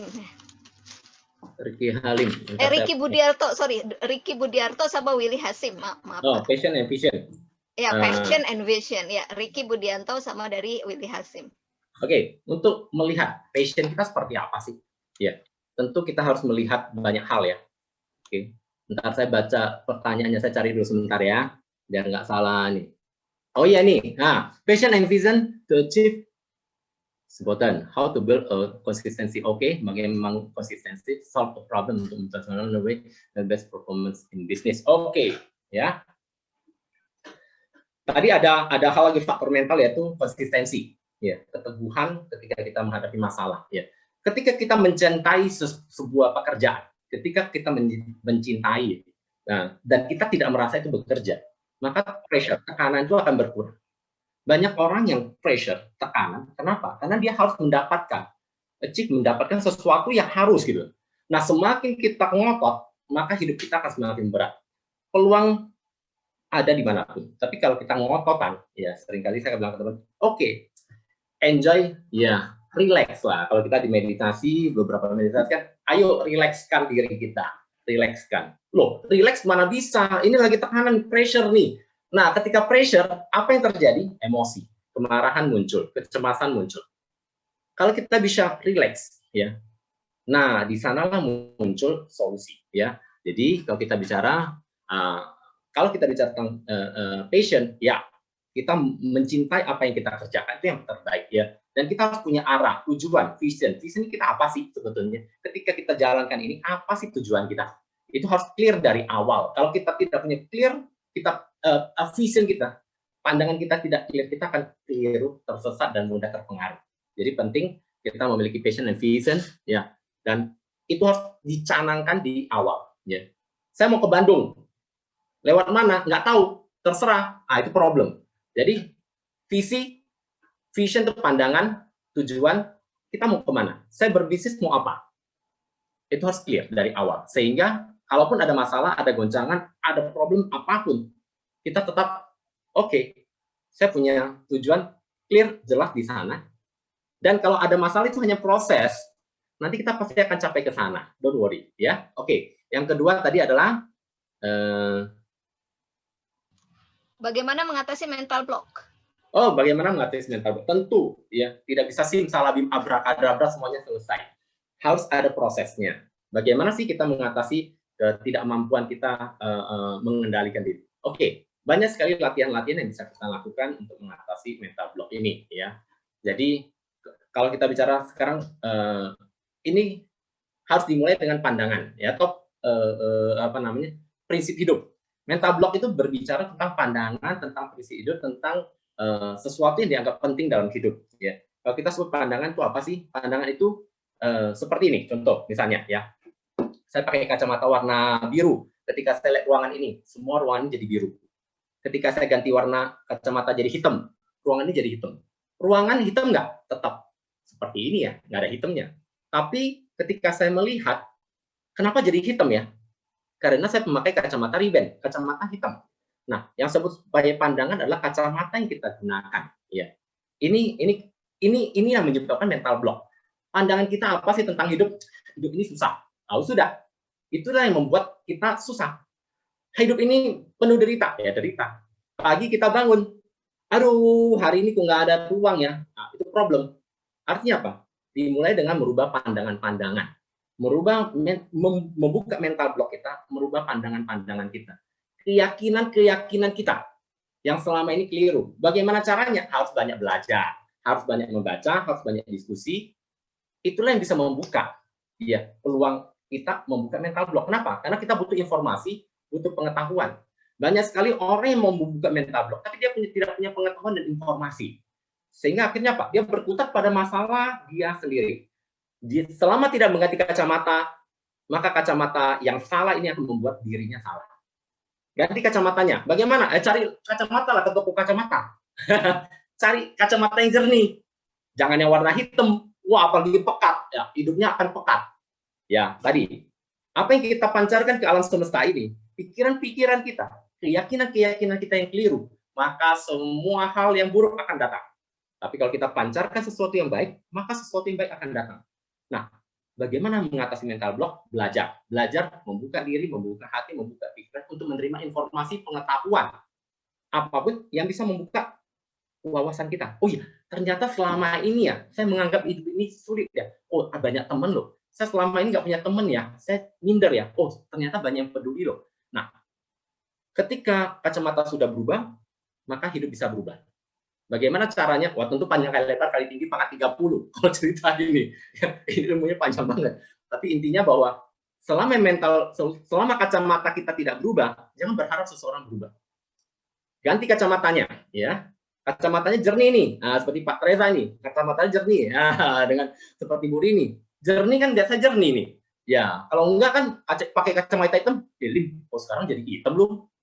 Baik-baik saja. Tapi saya dilihat hitam kenapa? Karena kacamata salah. Jadi merubah kacamata, merubah pandangan, merubah keyakinan-keyakinan selama ini salah, itu akan membuka mental block kita. Oke.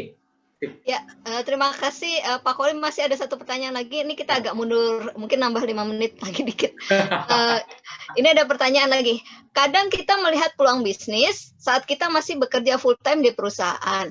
Apakah memungkinkan kita mulai bisnis tanpa meninggalkan pekerjaan tetap kita, atau kita sebaiknya resign dulu dan fokus 100% mulai bisnis? Inilah mengapa saya membuka peluang bisnis network marketing. Kenapa? Di network marketing, ya, mudah untuk dipelajari, mudah untuk dijalankan, mudah untuk di-maintain. 3 hal, ya. Dan yang menarik adalah bahwa bisnis ini, sebenarnya peluang bisnis itu banyak sekali, ya. Peluang itu bisnis banyak sekali. Selama kita menutup diri, tidak mengetahui informasi, maka kita akan cuma tahunya itu saja. Bisnis network apakah bisa dijalankan tanpa keluar dari perusahaan? Sangat bisa. Penghasilannya mudah-mudahan bisa lebih besar dari kerjaan. Kemudian waktunya sangat fleksibel. Bosnya siapa? Bosnya diri sendiri. Nggak ada yang ngomelin tuh kalau telat masuk. Nah, kemudian, di perusahaan saya, kami membantu air minum, mikirin gimana sih kirim air minum? Kami sudah buka 22 provinsi di Indonesia saat ini, dan kami akan buka terus. Bagaimana kirim air minum 1 dus sampai ke depan rumah orang? Siapa yang kirim? Perusahaan. Menarik ya? Perusahaan mengirim produk sampai ke depan konsumen, dimanapun dia berada. Air minum. Perusahaan-perusahaan mengirim air minum itu sulit, ya. Tapi kami lakukan itu. Siapa yang lakukan? Perusahaan. Yang memaintain, yang buat sistem, yang apapun, semua perusahaan. Jadi apa yang Anda jalankan? Yang Anda jalankan adalah sebuah niat untuk bisa mendapatkan income, berbagi kebaikan buat semua orang, ya bisnis ini bisa Anda geluti. Jadi artinya apa? Tanpa harus keluar dari pekerjaan, tanpa harus ini, banyak bisnis di luar sana yang menawarkan sejuta peluang. Tinggal buka mata, ganti kacamatanya, ya kacamata jadi jernih, oh iya, peluang nih, oke, ambil. Ya, nanti banyak yang akan mendrive, ya, membimbing. Ya, teman-teman di sini semua satu tim. Ya, di perusahaan saya tidak ada upline downline. Everyone is number one. Nah, ini menarik. Boleh tanyakan kepada mereka. Tidak pernah ada istilah-istilah yang sangat tidak menyenangkan. Semua di sini kita berbisnis dengan gembira, ya, dengan hati dan dengan gembira. Jadi bisa nggak? Sangat-sangat bisa. Nanti tinggal hubungi saja teman-teman yang ada di sini. Bagi teman-teman yang mau mendapatkan peluang, fine, ayo kita bergabung, kita jalankan ya bisnis yang simple, ya dengan cara yang sangat sederhana, yang semua sudah disupport oleh perusahaan. Ya, totally boleh bilang 99% kami yang supporting semuanya. Sistem apapun, bahkan pengiriman apapun, termasuk laporan-laporan. Nah, termasuk laporan dari pajak dan sukses sudah di maintain oleh perusahaan. Semuanya gitu. Baik. Ya. Terima kasih Pak Kolim, mudah-mudahan bermanfaat ya buat kasih. teman-teman yang lain. Terima kasih. Oke, ada 2 pertanyaan lagi, tapi ini mungkin bisa ditanyakan langsung ke Ci Evani sesudah ini aja ya, karena ini sangat teknis, yaitu modalnya berapa untuk kalau buka 1 toko atau cabang, kemudian kerjasama dengan petani itu seperti apa. Nah ini saya rasa spesifik sekali untuk Ci Evani, kayaknya nih yang mau gabung nih sama yang tadi cinta kopi. Jadi udah langsung aja nanti ke Ci Evani ya, langsung tanya-tanya teknis dan sebagainya. Oke, saya rasa itu saja, kita udah dapat 6 pertanyaan ya. Jadi tadi kalau kita perlu mau ngasih hadiah kepada 6 orang, itu pertanyaannya sudah dijawab semua kebetulan. Jadi saya kembalikan kepada Mbak Lia. Silakan Mbak Lia. Oke, terima kasih. Terima kasih sekali lagi kepada kedua narasumber kita, Sis Evani dan Pak Kolim. Take away yang kita bisa dapatkan di sini bahwa ketika untuk melihat peluang bisnis, milikilah visi yang besar. Dan ketika melihat peluang bisnis, kita bukan hanya melihat tapi meraih dan mewujudkannya. Dan open mind dan open heart itu. Terima kasih Kolim dan Sis Evani. Sebelum kita mengumumkan sampai kepada pengumuman untuk yang giveaways pada hari ini, sedikit informasi yang perlu saya sampaikan bahwa talk show ini juga teman-teman bisa dapat lihat ulang di YouTube channel kita s.id/bantu-umkm. Berikut juga dengan workshop special New Year Edition kita di s.id/workshop 2021. Dan kita juga mengencourage teman-teman untuk menyisihkan, berdonasi bagi teman-teman para UMKM yang mungkin terimbas karena pandemi ini. Bisa dicatat juga rekeningnya atas nama Sis Megawati Agustin, dan kalau ada pertanyaan lebih jauh bisa menghubungi Sis Mega di nomor handphone yang tertera.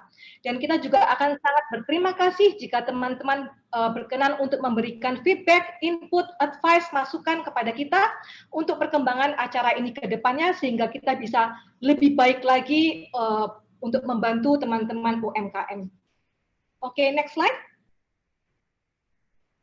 Dan kita juga menyediakan WhatsApp group bisnis harus berhasil. Mungkin nantinya kita akan ganti ya namanya ya, bisnis pasti berhasil. Itu memang pas banget itu. Thank you Kolim untuk sarannya ya. Dan juga ada Telegram group di mana di sini kita juga bisa mendapatkan informasi materi dari acara yang sedang berlangsung ataupun workshop dan informasi seminar untuk yang kedepannya. Dan sebagai forum diskusi juga, dan kemudian juga bisa saling mengenal satu sama lain anggotanya, terutama jika ada informasi yang terkait dengan bisnis, di mana di sini kita bisa saling memberikan informasi. Next slide. Dan untuk bagi teman-teman yang ingin yang berminat untuk mengenal Wisdom Diamond Cutter ini lebih jauh, kita ada study group dari hari Senin sampai dengan Sabtu. Ini adalah online. Yang terbuka untuk umum adalah hari Rabu dan hari Kamis, which is di hari Rabu yang kita bahas adalah dari buku Bibit Cinta, dan hari Kamis itu yang kita bahas adalah dari buku Diamond Cutter. Di sini kita juga akan banyak membahas tentang korelasi-korelasi di dalam bisnis.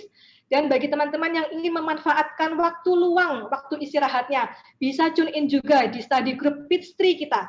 Setiap hari Senin sampai dengan Jumat, jam 12.15 sampai dengan 13.30. Next slide. Dan sebelum kita sampai ke pengumuman, saya ingin mengundang juga, saya ingin memperkenalkan dengan behind the scene team dari teman-teman yang telah selama ini membantu acara ini sehingga dapat sukses terlaksana dengan baik. Sudah 5 bulan berjalan dan tentunya akan terus berjalan. Saya panggilkan dari produser acara kita, Bro Ivan Nurhadijaya. Pasti teman-teman pengen tahu nih wajahnya yang kayak gimana. Halo Bro Ivan. Unmute. Halo teman-teman. Bro Ivan dari mana nih? Jakarta atau dari mana? Dari Jakarta. Jakarta, siap.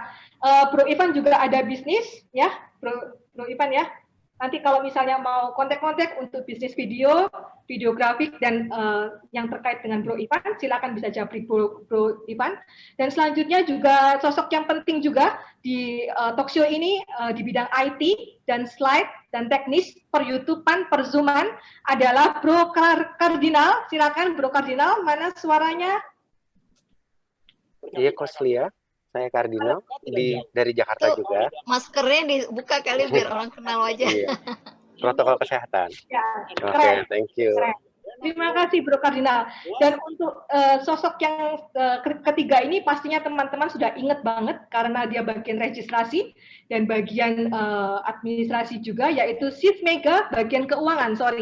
Sis Mega, silakan tunjukkan wajah Anda. Halo semuanya. Halo Sis Mega. Ada. Ini di mana lokasinya? Saya di NTT Maumere. Luar biasa ya. Ya, di Maumere, tetap tune in juga dan selalu setiap bulannya membantu kelangsungan acara kita. Thank you Sis Mega.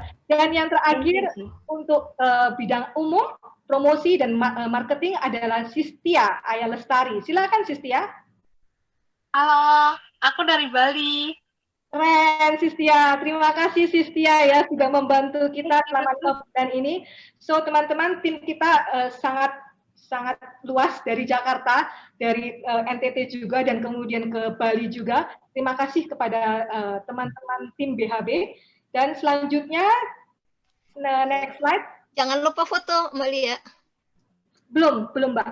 Saya mau mengumumkan juga untuk, Oke, next slide kita adalah pengumuman untuk door prize. Tadi kita juga sudah mendapatkan 6 nama. Saudari Wilis Andari, Kumala Sari, Cendi Liana, Ricky Budianto, Willy Hasim, Helen. Begitu? Gimana dari pihak narasumber? Apakah ini oke dari Pak Kolim, dari Evani? Tunjukkan tanda oke kalau misalnya oke atau Boleh. Oke. Oke, siap, thank you. Jadi bagi teman-teman yang tadi kita sebutkan namanya, bisa langsung kontak dengan Sis Tia Ayalin untuk kemudian nanti kita akan proses bagaimana pengaturannya. Begitu ya teman-teman. Next slide. Jadi selamat sekali lagi kepada teman-teman dan semoga door prize ini bermanfaat bagi teman-teman dan pastinya akan membawa manfaat bagi teman-teman semua. Dan tetap tune in juga di acara kita bulan depan, karena topik berikutnya sangat penting untuk disimak, yaitu mencari sumber pendanaan.